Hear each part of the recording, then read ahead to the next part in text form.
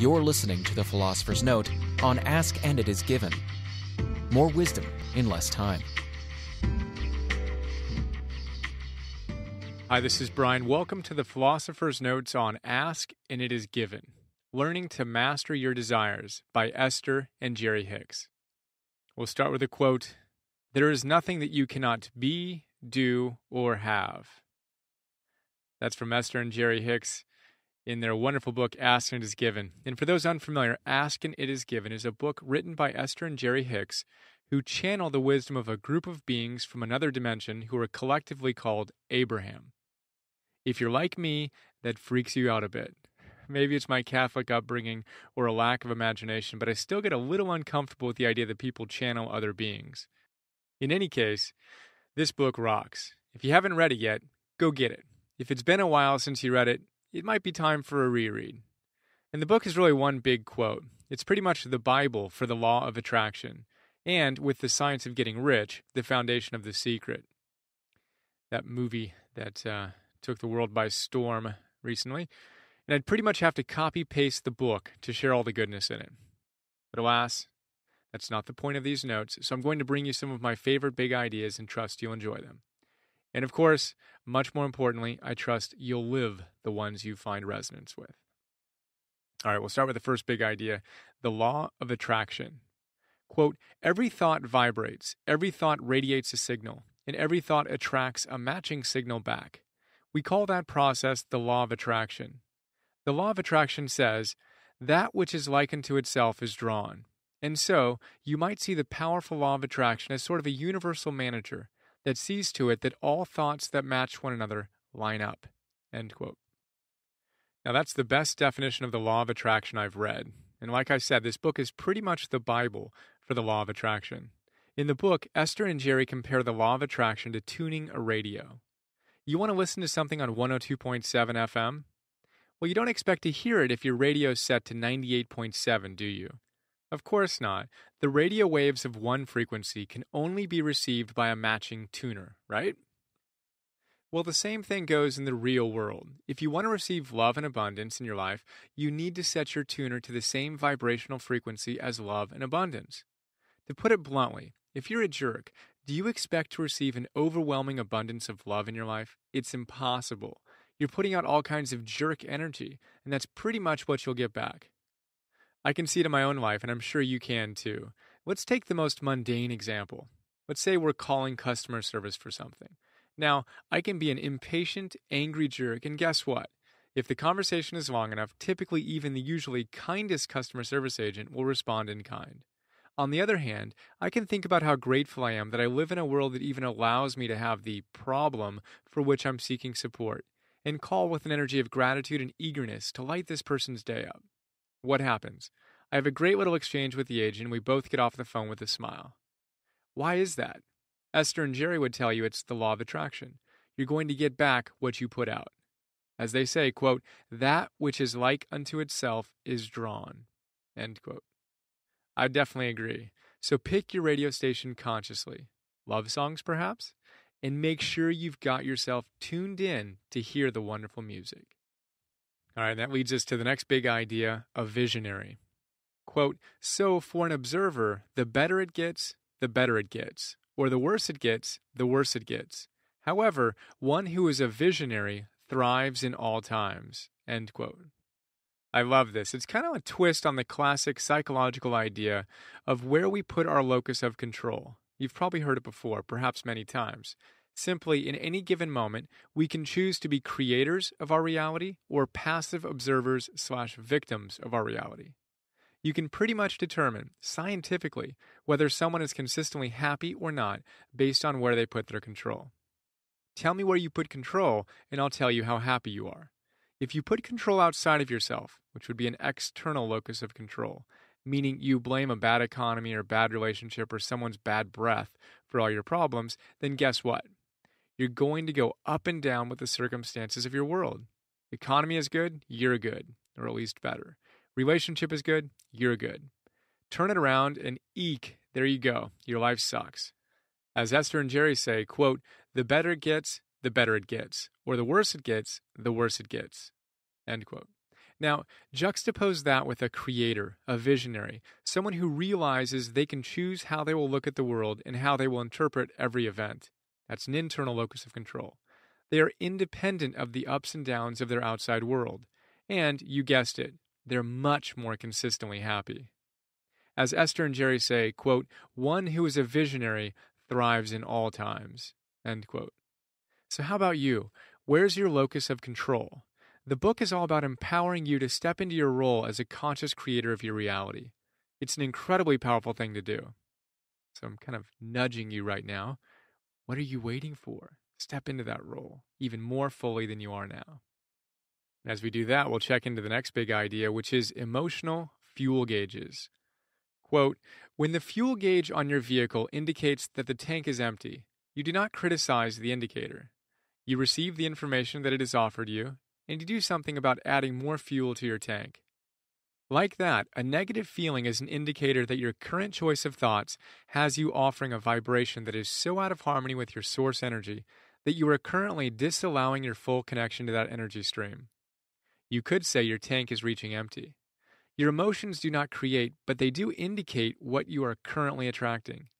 If your emotions are helping you know that your choice of thought is not taking you in the direction that you desire to go, then do something about that. Replenish your connection by choosing better feeling thoughts." End quote. That's really cool. A big theme of the book is the fact that our feelings are a wonderful guidance system to check in and see how closely aligned we are to source energy, or spirit, the Tao, God, whatever you call it. So are you depressed and feeling hopeless? Well, that's a pretty good, actually make that a definitive indicator that your source energy tank is on empty, and you need to fill it up with some more positive thoughts to get yourself more closely aligned with source. You feeling overflowing enthusiasm for life, a joyful desire to create and to serve? Bingo. That, my friends, is the perfect indicator you are aligned. Your tank is full. You're ready for a great trip with nothing to worry about. God is in the house. Literally, actually. Did you know the word enthusiasm comes from the two little Greek words en and theos? Enthusiasm literally means God within. How cool is that? All right, so all that's exciting, but here's the most powerful part. Just as you'd never criticize your fuel gauge for telling you that you're running low on gas, don't ever criticize yourself and your emotions for telling you that you're currently running low on good thoughts and source energy. Again, you'd never get upset at your fuel gauge when you see it close to E.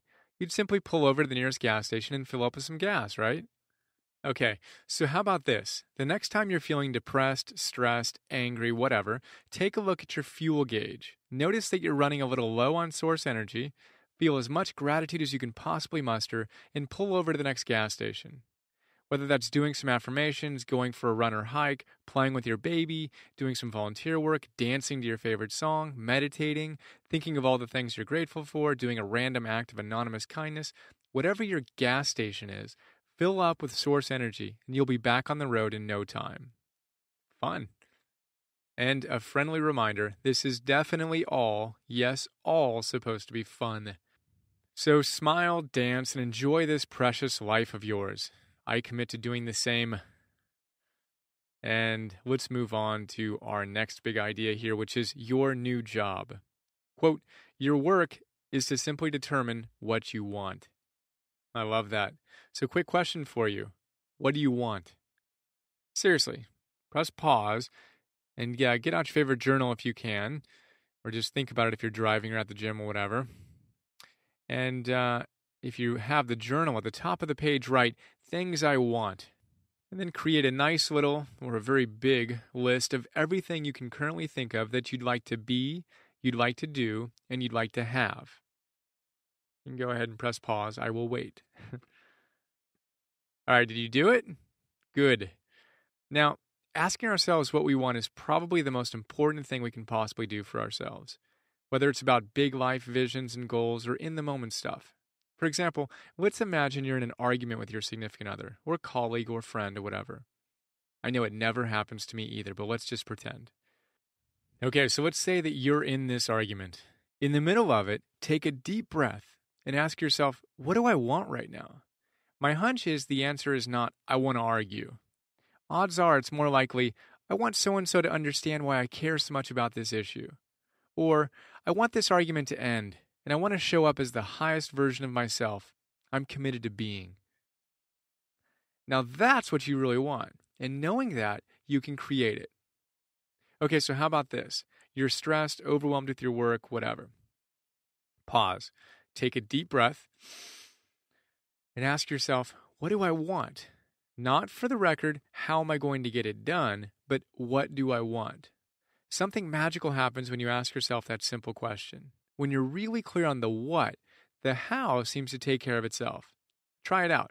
And one more question, what do you want? Which leads us to the next important point of this whole law of attraction business. The next big idea, can you imagine? Quote, if you have the ability to imagine it, or even to think about it, this universe has the ability and the resources to deliver it fully unto you. End quote. I love that. If you don't believe Esther and Jerry, how about Ralph Waldo Emerson? He says, there's nothing capricious in nature, and the implanting of a desire indicates that its gratification is in the constitution of the creature that feels it. How amazing is that? So Jerry and Esther say, if you have the ability to imagine it, or even to think about it, this universe has the ability and the resources to deliver it fully unto you. And Emerson says, there's nothing capricious in nature, and the implanting of a desire indicates that its gratification is in the constitution of the creator that feels it.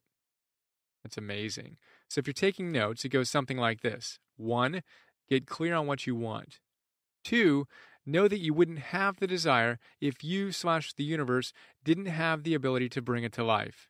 And 3, joyously and enthusiastically do the next little thing in front of you. If you follow 1 through 3, you're bound to be successful. Which leads us to the next big idea, appreciation. Quote, appreciation of others and the appreciation of yourself are the closest vibrational matches to source energy of anything we have ever witnessed anywhere in this universe. That's beautiful. Appreciation. It's impossible to feel stressed, depressed, etc. when you are appreciating someone or something in your life. How could you? Your tank is full of source energy. Okay, so knowing this, what can we do to live with more appreciation, thereby more consistently tapping into and flowing with source energy? This concept is so important that Gay and Katie Hendricks, two wonderful people and the living embodiment of conscious relationships, actually teach people how to give and receive appreciation in their wonderful Conscious Living and Loving workshops. They base their teaching on the scientific findings that the happiest marriages are those that have a ratio of 5 appreciations or positive interactions to 1 criticism or negative interaction. The idea is simple. Learn to appreciate more, and your happiness will skyrocket. Try it out. Actively work on appreciating people in your life today. Look for all the wonderful things you can appreciate about your spouse, your children, your boss, your colleagues, the cashier at the grocery store, the FedEx guy, everyone, and share your appreciations. And get ready for a permagrin, because you get good at appreciating everyone and everything in your life, and you'll be riding a wave of source energy for a long, long time. All right, so speaking of riding waves of source energy for a long time, they offer in the book 22 processes that help us get into this state that we're looking for and help us keep connected. In fact, over half the book focuses on specific things we can do and exercises we can engage in to keep our mojo flowing. Here are a couple of my favorites. We'll start with a big idea on segment intending. Quote, if you want many things all at the same time, it adds confusion. But when you only focus upon the specifics of what you want in any particular moment, you bring clarity and power to your creation, and therefore speed. And that is the point of segment intending. To stop as you are entering a new segment and to identify what it is you most want so that you may give your attention to and therefore draw power unto that. End quote. So you remember our discussion about our new jobs? You know, the one where we're supposed to be asking ourselves, what do I want full time? Well, think of segment intending as moment to moment, or segment to segment, opportunities to ask yourself what you want to create and then, of course, to create it. So imagine a day in which you consciously intend each segment. Let's say it starts with your head on the pillow. You're getting ready to go to sleep and enter that segment of your day. As you lie there, you set your intention for restful slumber. When you open your beautiful eyes in the morning, you're entering a new segment, And you can set your intention for that time. Maybe something like, while I'm lying here, I'm imagining my ideal day and getting excited to live with joy and create joy in those I'm blessed to be with today. Not a bad intention. Then you move into the next segment of your day as you brush your teeth, shower, meditate, get ready to go to the gym, and whatever it is you do. Set the intention of doing these things efficiently and with joy. You can imagine all the moments of your day, from driving to work to settling in at your desk to making dinner or going grocery shopping, playing with your kids, talking with your spouse, training at the gym, whatever. Every single one of these segments gives us another opportunity to practice being powerful, deliberate creators of our reality. Without a doubt, I'm most powerful when I'm engaged in this process. My intention for this segment of my life, as I speak these words, to bring a smile to your face while you play with the ideas that can inspire and empower you to live with more and more happiness and joy. All right, that leads us to the next and final big idea, scripting. Quote, you can literally script any life that you desire, and the universe will deliver to you the people, the places, the events, just as you decide them to be. For you are a creator of your own experience. You have only to decide it and allow it to be. End quote. All right, you're a script writer of your life. Imagine you can write the script of your life. Playfully, keyword playfully, pick up a pen, grab your journal, and start writing. Who would you be? What would you do? What would you have? Dream, play, and create. As Esther and Jerry say, this is a fantastic way to, quote, focus the lens of your desire, while you remain light and playful and simply feel the joy of living your ideal life, bringing you one step closer to actually experiencing that joy in your life. So, Ms./Mr. Scriptwriter, what is it you plan to do with this precious life of yours?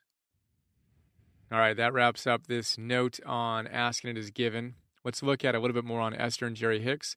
Look at some other notes you probably will enjoy if you enjoyed this one, and then some of the quotes from the sidebar of the PDF. So, Ask and It Is Given is written by Esther and Jerry Hicks, who produce and present the leading-edge Abraham Hicks teachings on the art of allowing our natural well-being to come forth. While presenting open workshops in up to 60 cities a year, they've created more than 600 books, audios, CDs, and videos. Their internationally acclaimed website is abrahamhicks.com. That's from the book. And if you enjoyed this note, you'll probably also like the notes on The Power of Intention, Ralph Waldo Emerson, As a Man Thinketh, Tony Robbins, and The Science of Getting Rich.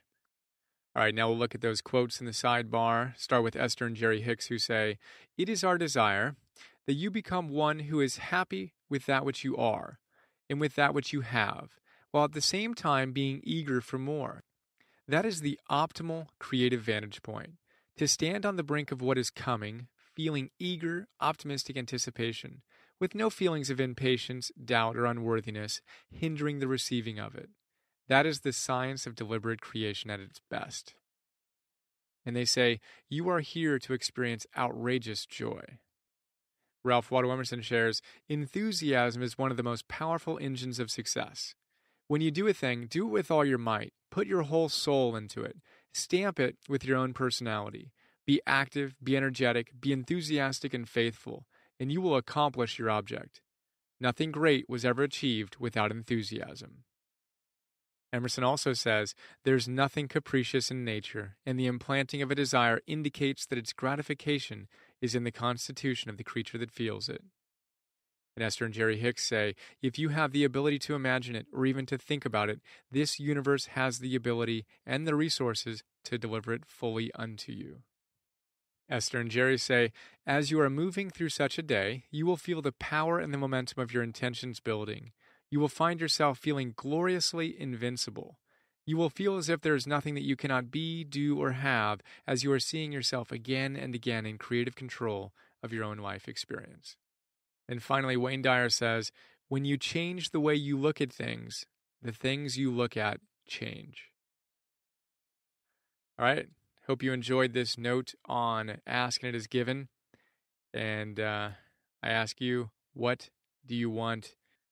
Remember that you can have that which you want to be, do, and have. And start by having an absolutely fantastic day. Look forward to sharing more with you soon. Bye.